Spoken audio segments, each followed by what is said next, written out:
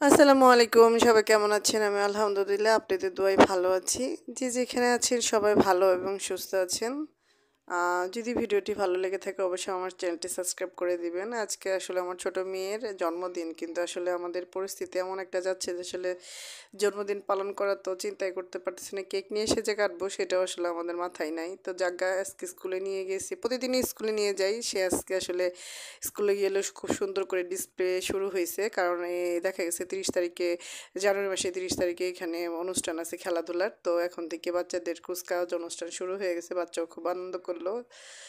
তো বাসায় আসলাম, বাসায় এসে দুপুরে খাবার দাবার কমপ্লিট করলাম।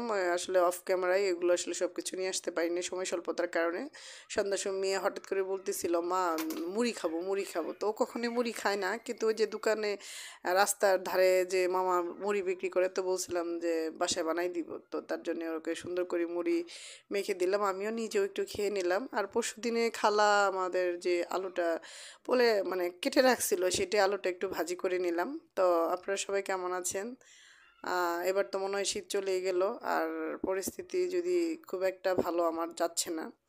তার জন্য সেইভাবে মেয়েটার কোনো কিছু করতে পারলাম না। চিন্তা আছে যদি সামনে শুক্রবার টুক্রবার পাই তো কিছু একটা করব। তো এখন আসলে আপাতত মেয়ের অনুষ্ঠান নিয়ে আমাদের কোনো আসলে মাথা ব্যথাই নাই। আর আজকে একটু কাতল মাছ ভুনা করব, ওর মাছ খুব ফেভারিট। মাংস আগের দিন রান্না করছিলামই, তো কাতল মাছ সুন্দর করে একটু হলুদ মরিচ লবণ দিয়ে একটু হালকা করে ভেজে নিব। যেহেতু এই কাতল মাছটা 2-1 দিন হয় আগেই নিয়ে আসছে, তাই বেশি দিন হয় নাই, ফ্রিজে রাখছি। তো হালকা করে ভেজে এটাকে আমি ভুনা করে নিব। সর্বোপরি মিলে আল্লাহ পাকের কাছে অশেষ রহমত, ভালো আছি, বাচ্চারাও ভালো আছে। আসলে প্রতিদিন কিছু না কিছু আপনাদের সাথে শেয়ার করতে আসি, আজকেও আসলাম। যতই যে পরিস্থিতিতেই থাকি না কেন, সর্বদা চেষ্টা করি ভালো থাকার জন্য। তেল দিয়ে দিলাম, তেলেরও জিরা দিয়ে দিলাম, জিরা ফোড়ন দিলাম। আমি সব রান্নায় জিরা ফোড়ন খাই।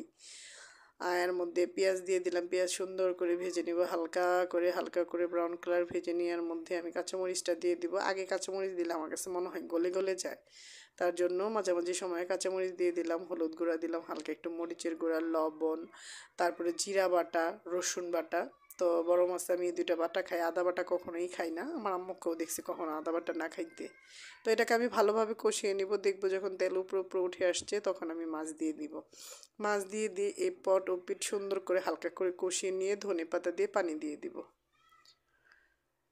মেয়ের আসলে কুচকাওয়াজ অনুষ্ঠান শুরু হয়ে আমার টেনশন আসলে দ্বিগুণ বেড়ে গেল, কারণ এখন টিচাররা যেটা বলতেছে যে মেয়েকে আসলে লাল শাড়ি আর লাল ব্লাউজ, লাল পেটিকোট, লাল চুড়ি, লাল টিপ দিয়ে সুন্দর করে সাজিয়ে নিয়ে আসতে হবে। এতদিন আমার মাকে দেখতাম আমার পিছনে ঘুরতে, বিশেষ করে 16ই ডিসেম্বর, 21শে ফেব্রুয়ারি, 26শে মার্চ, এসব দিনে আমার কুচকাওয়াজ অনুষ্ঠান থাকতো। যেহেতু আমি গার্লস গাইড হিসেবে ছিলাম, তো সবসময় সব ফাংশনে আমি অ্যাটেন্ড করতাম। তো আম্মুকে দেখতাম আজকে সাদা শাড়ি লাল পাড়, কালকে হলুদ শাড়ি লাল পাড়। এখন আমার মেয়ে নার্সারিতে দিয়ে এখন আমার দৌড়াইতে হইতেছে শাড়ি কালেকশনের জন্য। তো সবাই ভালো থাকেন, সুস্থ থাকেন, আমাদের জন্য দোয়া করেন। আল্লাহ হাফিজ।